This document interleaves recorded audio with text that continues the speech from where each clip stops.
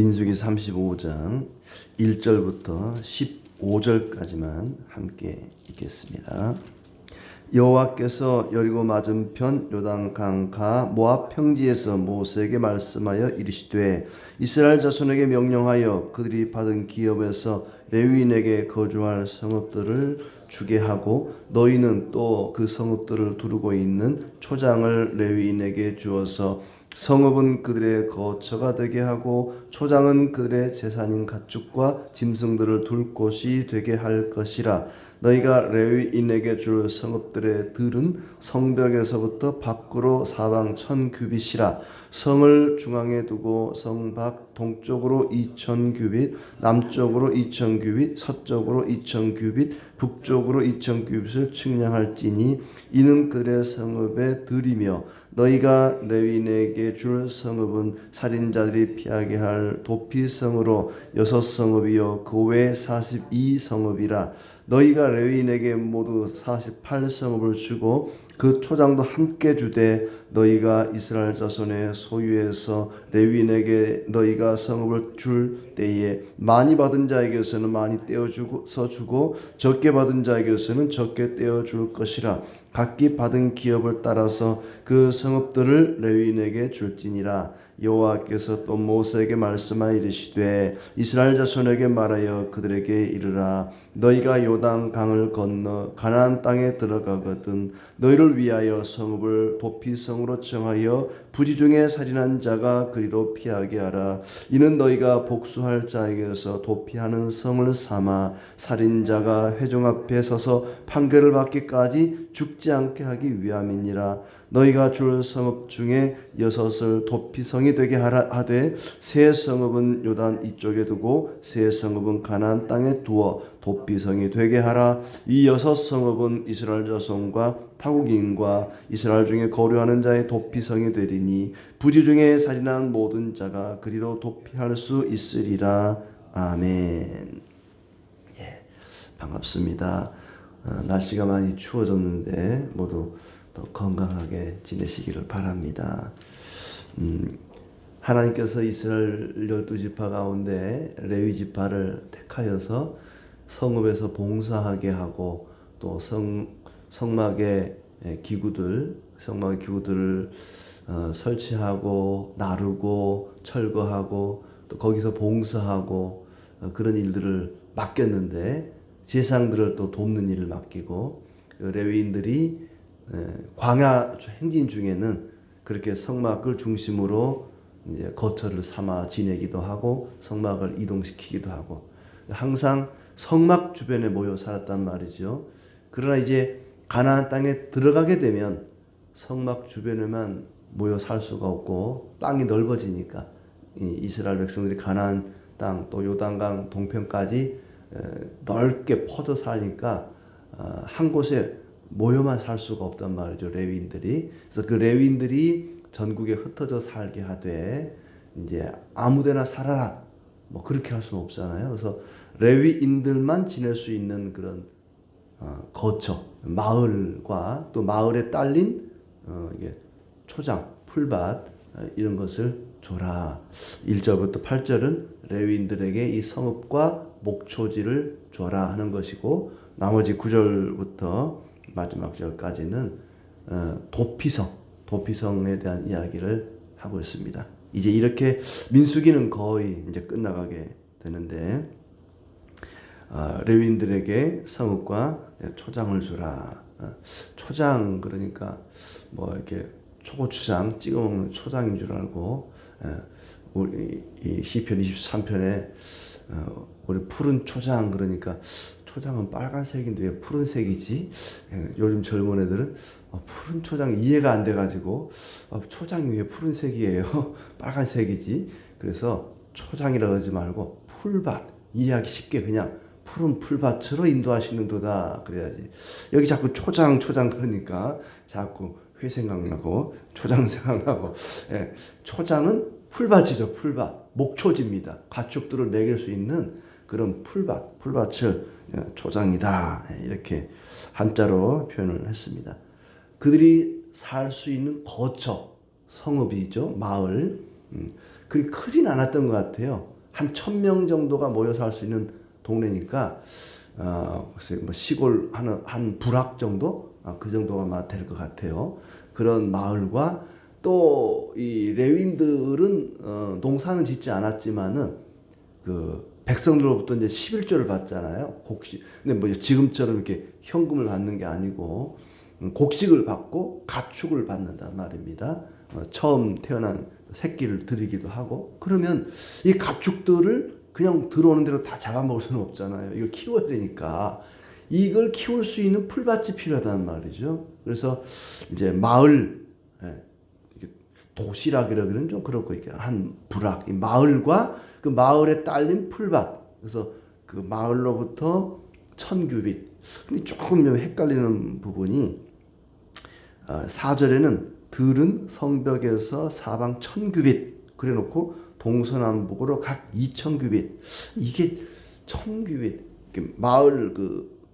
마을의 담벼락 그 경계로부터 1,000규빗. 1,000규빗은 한 500m가 안 됩니다. 한 469m 뭐 이 정도 되니까 그리 큰 건 아니죠. 한 500m 되니까. 근데 또 여기 사방 동서남북으로 각 2,000규빗. 그래서 이게 마을 담벼락에서부터 1,500m 또 500m 이건지.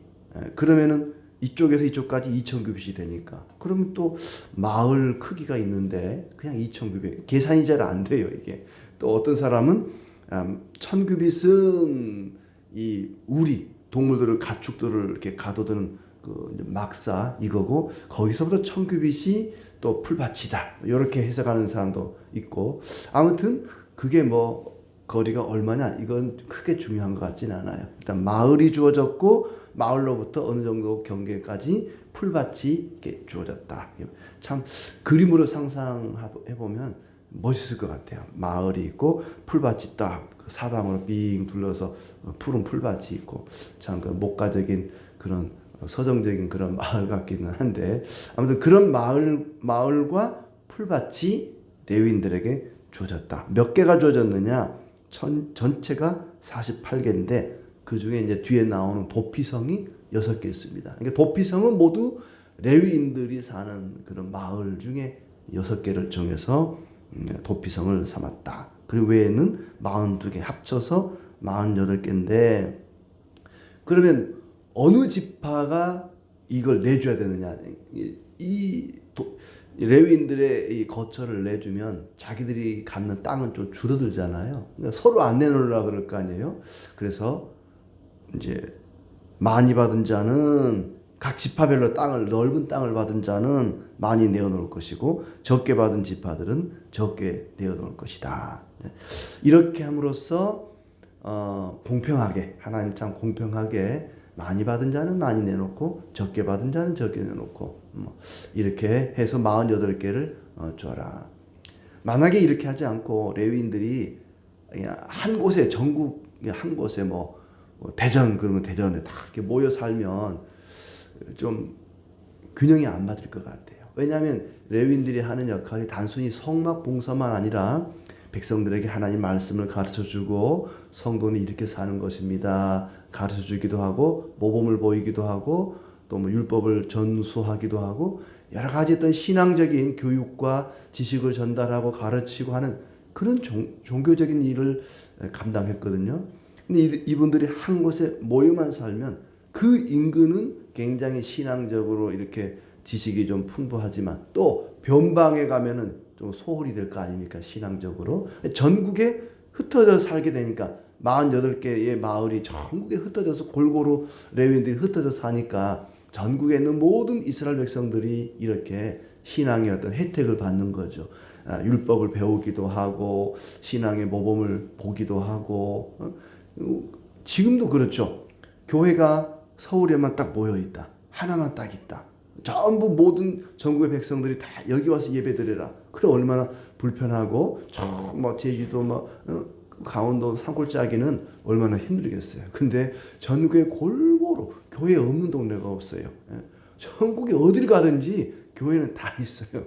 예, 교회 없는 곳이 없잖아요. 골고루 다 흩어져서 구석구석 하나님 말씀을 가르치고 예배할 수도 있고 신앙을 가르치고 뭐 얼마나 참 이렇게 전국에 흩어져 있는 게 좋은지 모릅니다. 그런 것 같아요. 전국의 48개 성읍에 이 레위인의 마을이 흩어져 있도록 그렇게 나눠줘라. 물론 아직 한 발자국도 가나안 땅 들어가지 않았어요. 이제 앞으로 들어가면 그렇게 해라 하는 얘기죠. 그 다음에 9절부터 34절은 이제 도피성. 이 도피성은 실수로 우연히 사람을 죽인 살인자가 이게 가만히 있으면 이게 보복 살인을 당할 수가 있단 말이죠. 사람이 어떤 재판도 거치지도 않고 개인적으로 감정적으로 네가 우리 뭐 형을 죽였어? 가만두지 않을 거야. 가서 죽일 수 있단 말이죠. 그러면 막 복수에 복수. A가 B를 죽이면 또 B가 A의 또 A를 죽이고 또 A의 자식이 또 뭐 또 이렇게 죽이고 이렇게 계속 왔다 갔다 얼마나 끔찍하겠습니까?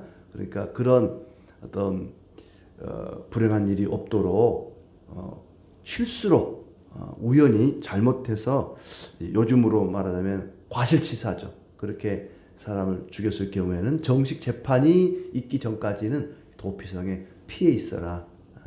그래서 정식 재판이 이루어질 수 있도록. 그래서 도피성을 이제 전국에 6개를 정하라 그러는데 13절을 보면 요단강을 기준으로 해서 요단강 동편 모압 땅의 3개, 그리고 요단강 건너편 서쪽에 가나안 땅의 3개, 이렇게 해서 전국에 6개를, 이것도 역시 골고루 너무 한 곳에 집중해 놓으면은 도피성이 너무 멀리 있으면 도피성 가는 도중에 잡혀 죽을 수가 있지 않습니까? 도피성을 최대한 가깝게 아주 골고루 이렇게 정해놓고, 또 도피성 나중에 이제 도피성에 대한 얘기가 계속 나옵니다만은 도피성에 가는데 걸리적거리는 게 없도록, 가다가 걸려 넘어지면 또 붙잡혀 죽을 수가 있잖아요. 도피성은 길을 넓게 하고 또 평평하게 하고 뭐 그런 게 또 나옵니다. 부지 중에 살인한 자가 피할 도피성이다. 복수할 자에게 도피하는 성이다. 살인자가 판결을 받기까지 죽지 않게 하기 위한 것이다. 이렇게 설명을 하고 있습니다. 그리고 이제 15절에 보면 이스라엘 자손뿐만 아니라 외국인도, 가나안이나 모압 땅에 살고 있는 외국인도 마찬가지고 거류하는 자도 부지 중에 살인한 모든 자가 혜택을 받을 수가 있다는 것이고, 그러나 도피성이 허락되지 않는 경우, 고의적인 살인의 경우는 도피성이 허락되지 않습니다. 고의적인 살인이 뭐냐? 16절에 철 연장으로 살인한 자는 반드시 죽일 것이다. 철 연장, 이건 살인 도구죠. 실수로 죽인 게 아니죠. 철 연장으로 죽였다는 것은 의도적인 계획적인 범죄입니다. 그 다음에 죽일 만한 돌로 살인한 자, 헷갈렸을 것 같아요. 어느 정도의 돌이 죽일 만한 돌이냐? 조그마한 돌을 우연히 던졌는데 맞아 죽었다. 며칠 전에도 초등학생이 아파트에서 벽돌 던졌는데 70대 노인이 맞아 죽은 일이 있었는데, 이 처벌도 못하고 너무 어린 아이여가지고 좀 난처하더라고요. 사과도 안 한다고 막 뉴스에 나왔던데, 이런 경우 일부러 죽인 건 아니에요. 돌을 던졌지만은 일부러 에이 맞아 죽어라 그러고 던진 건 아니잖아요. 그냥 우연히 던졌는데 죽었단 말이죠. 아파트 고층에서 벽돌 던지면 안 되죠. 그거 큰일 날 일인데, 뭐 모르겠어요. 이거 판단하기 굉장히 힘들었을 것 같아요. 돌로 사람을 죽였는데 이게 실수냐 고의냐, 이게 이 돌이 얼마만큼 크기면 실수고 고의냐, 또 뭐 돌 모양이 한쪽이 뾰족하다, 이거는 고의다, 둥글둥글하면 이거는 실수다, 이건 이렇게 할지 굉장히 판단하기 어려웠을 것 같아요. 죽일 만한 돌로 살인한 자도 이건 도피성 허락되지 않는다. 또 18절에 죽일 만한 나무 연장으로 살인한 자, 조그마한 무슨 막대기로 때렸는데 죽었다, 이거는 실수가 될 테고, 무슨 뭐 야구방망이로 갖다 때려 죽였다, 이건 고의적인 살인이다. 이렇게 판단하지 않았을까. 그러니까 돌이나 나무는 뭐 그 크기나 모양 이런 걸 봤을 때 이게 고의냐 실수냐 이런 걸 또 판단할 수가 있겠죠. 아무튼 고의적으로 살인한 자를 만나면 반드시 죽일 것이다 그렇습니다. 그러니까 살인 사건이 났다.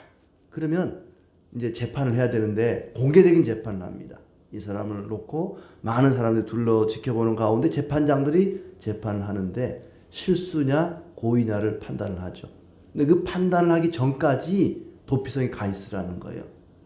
가 있지 않으면은 피해자 가족들이 복수할 수가 있습니다. 그리고 이 사람이 이제 고의적인 살인이다라고 판단이 되면 제일 먼저 피해자의 가장 가까운 친족이 이 사람을 때리도록 뭐 돌로 때려 죽이라 그러면 돌로 때려 죽이든지 아무튼 가장 가까운 친족이 이제 복수자니까 복수자가 정해져 있습니다. 마치 고엘처럼 구속칼자인 것 그것도 마찬가지였죠. 그런 것처럼 이 복수도 가장 가까운 친족이 하도록 되어 있고 실수로 살인했다. 이게 이렇게 판단이 되면은 도피성에 피할 수 있는 기회가 주어졌던 것이죠.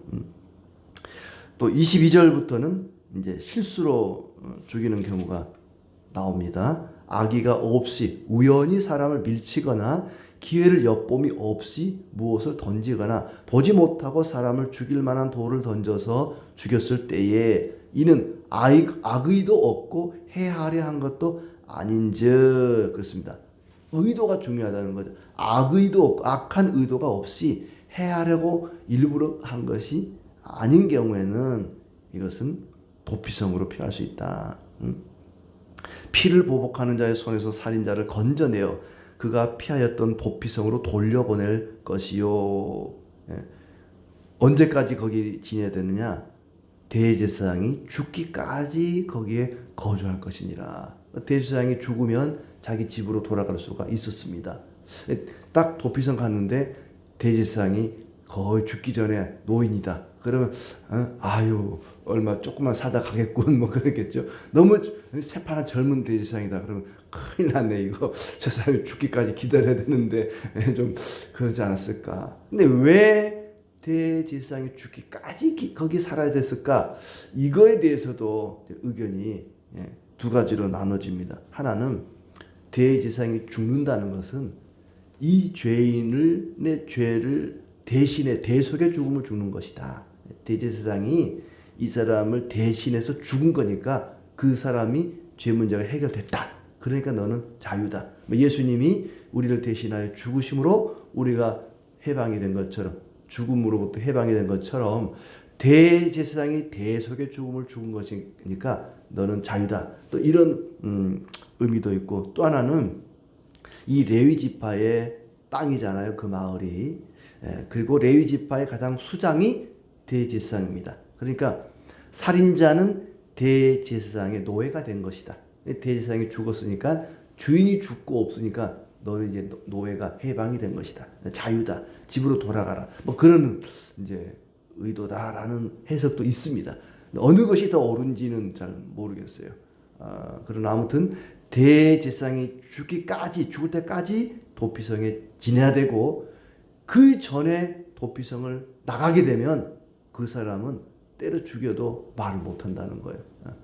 도피성에 도망가 살던 살인자가 도피성 바깥에 나왔다가 보복하는 자에 의해서 죽임을 당해도 이거 죄가 안 된다는 것입니다. 반드시 도피성 안에만 살아야 되고 그리고 대제사장이 죽을 때까지 거기 그러면 일부러 죽이지 않을까 또 대제사장은 그냥 몰래 죽이고 자유롭게 그럴 수는 없겠죠. 아무튼 대제사장이 죽기까지 거기 거주해야 된다. 그리고 이제 29절에 보면은 이 사람이 살인자냐 아니냐 고의냐 실수냐 이걸 판단할 때는 한 사람의 증인만의 이야기만 듣고는 판단은 안 된다 그렇습니다. 두 사람 이상의 증인의 이야기를 듣고 판단해야지 실수가 없다. 하여튼 사람이 죽고 사는 문제이기 때문에 신중해야 되죠. 신중하게 판단을 해야 한다는 것입니다. 그리고 33절, 34절은 너희가 거주하는 땅을 더럽히지 말라 하는 얘기입니다. 그러니까 살인자가 고의냐 실수냐 이게 중요한 거였죠. 도피성으로 이 사람을 도피성을 허용할 거냐 말 거냐를 결정할 때 이 사람의 그 살해인이 의도적으로 일부러 고의적으로 했느냐 아니면 우연히 실수로 한 것이냐 이게 굉장히 중요한 기준이 되었었고요. 살인자가 도피성에 들어가면은 그 생명을 얻을 수가 있었습니다. 그래서 흔히 이제 우리는 예수 그리스도가 도피성이다. 죄인이 그리스도 안에 거하게 되면 생명을 얻게 됩니다.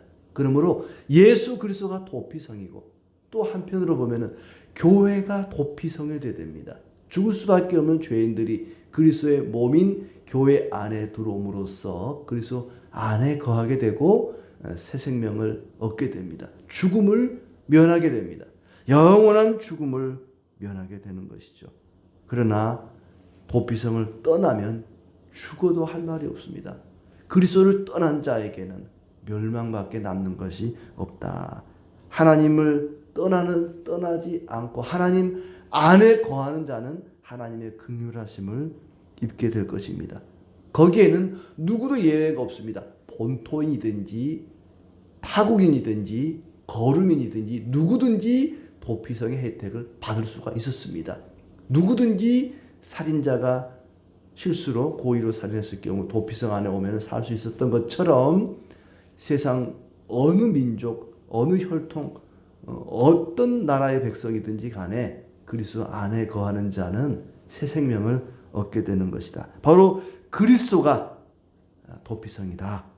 그리스도 예수 안에 있는 자는 결코 정죄함이 없다고 말씀을 하셨습니다. 그리고 도피성은 어디에서든지 쉽게 갈 수 있도록 전국에 6개를 흩어져서 만들어놨고 만약에 한 곳에만 있다면 가다가 붙잡혀 죽을 수가 있단 말이죠. 예수 그리스도는 한 분밖에 없습니다. 그리스도가 6분이 아니고 여러 분이 아니고 그리스도는 한 분밖에 없습니다마는 어디서든지 누구든지 쉽게 주님을 만날 수가 있습니다. 주님은 누구에게든지 가장 가까운 곳에 계십니다. 그리스도는 말씀 안에 계시고 말씀은 언제나 우리 가장 가까운 곳에 계신다. 그리스도는 한 분밖에 안 계시지만 유일한 분이시지만은 누구에게나 가장 가까운 곳에 계시는 우리의 피난처이시고 우리의 도움이 되십니다. 우리의 피난처 되시는 도피성 되시는 그리스도 안에서 참된 생명을 누리는 우리 모두의 삶이 되기를 진심으로 축복합니다.